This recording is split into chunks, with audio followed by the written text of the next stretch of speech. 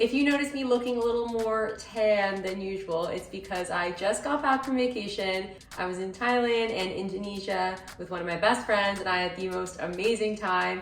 I would say it's good to be back, but it really isn't, and I wish I was still there. But anyway, the show must go on. I got back yesterday and you just know that I jumped right back into filming content for you guys. So I thought I'd come back with a banger and make a chocolate layer cake because I know you guys love my chocolate recipes and my protein cake recipes. Hi, if you're new here, I'm Amanda, aka Fit Food AE, and today we're gonna be making a high protein, low calorie chocolate layer cake that clocks in at just around 400 calories. So if you're excited to see me make this recipe, please give this video a like, subscribe, and share with your friends, as it really helps the channel and I post recipes just like this twice a week.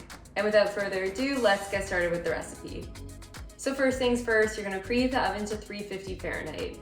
We're gonna start off by making the cake, so grab a bowl and add your chocolate protein powder. So you guys already know I use PE Science. This is the chocolate truffle flavor. You can also use their chocolate cupcake flavor. So PE Science is a whey casein blend. I have tested a similar recipe to this with just whey and it turned out just fine. If you do wanna purchase PE Science, please use my discount code FIT15. Next, add in some all-purpose flour, then add in your coconut flour. Next, add some unsweetened cocoa powder. I just use Hershey's, but of course you could use any other brand. Now you're gonna add some fat-free chocolate pudding mix. So I just use the Jell-O brand. You can get this from most grocery stores, although if you don't have access to it in your country or you just don't have it on hand, you can omit it. It just makes the cake a little bit more moist. Add in some baking powder, and then you're gonna mix all the dry ingredients together before adding in the wet. Now for the wet ingredients, add some nonfat Greek yogurt. Add in some egg whites. I just added some from a carton as this is way easier than separating the yolk from the egg whites. Now add in some unsweetened applesauce. Mix that all together thoroughly.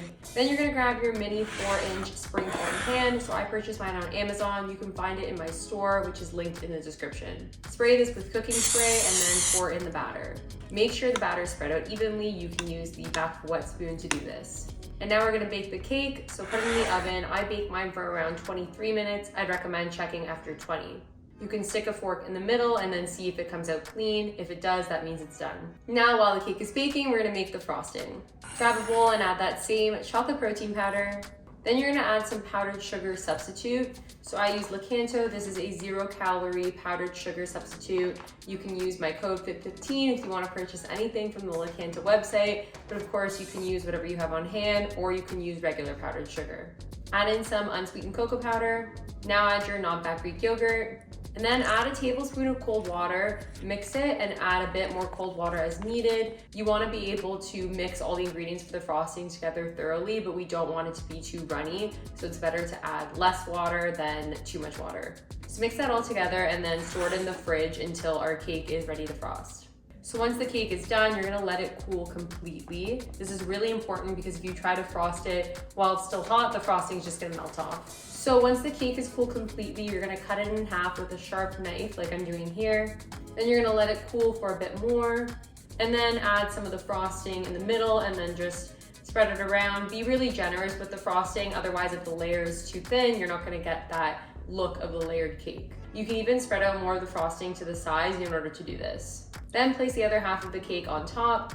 Now you're gonna take the rest of the frosting and frost the cake.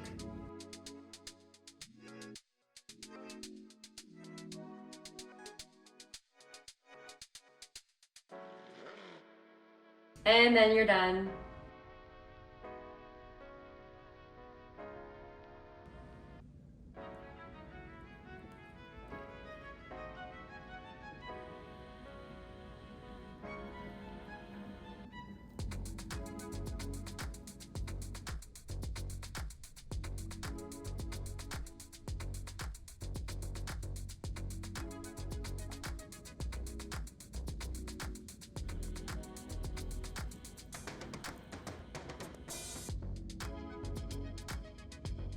Okay, excuse my appearance, but we are going to have a taste test and I'm so excited.